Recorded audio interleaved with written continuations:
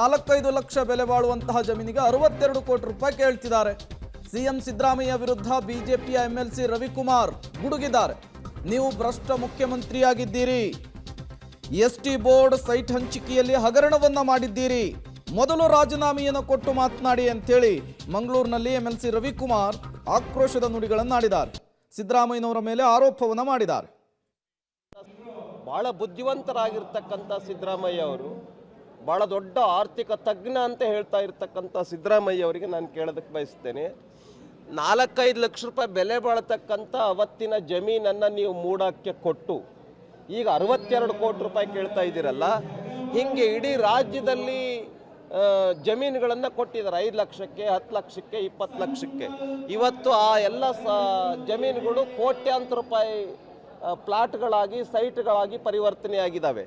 ಆ ಎಲ್ಲ ರೈತರು ಇವತ್ತು ನಮಗೂ ಕೂಡ ಕೋಟಿಗಟ್ಟಲೆ ಹಣ ಬರಬೇಕು ಕೊಡಿ ಅಂತ ಕೇಳಿದರೆ ಸಿದ್ದರಾಮಯ್ಯ ಅವ್ರು ಏನು ಹೇಳ್ತಾರೆ? ಕೊಡ್ತೀರಾ?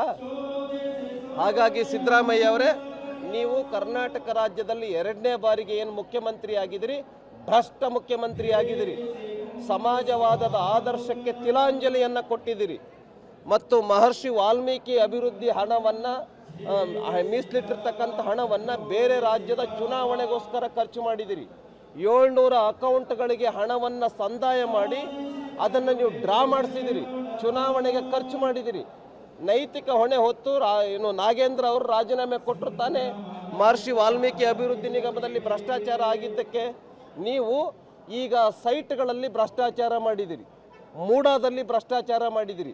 ಹೇಗೆ ನಾಗೇಂದ್ರ ಅವರು ರಾಜೀನಾಮೆ ಕೊಟ್ಟರು, ನೀವು ರಾಜೀನಾಮೆ ಕೊಡಬೇಕೋ ಕೊಡಬಾರ್ದು? ನಾಗೇಂದ್ರ ಅವರು ರಾಜೀನಾಮೆ ಕೊಡ್ಬೋದು, ನೀವ್ಯಾಕೆ ಕೊಡಬಾರ್ದು? ಹಾಗಾಗಿ ಮೊದಲು ರಾಜೀನಾಮೆಯನ್ನು ಕೊಟ್ಟು ನೀವು ತದನಂತರ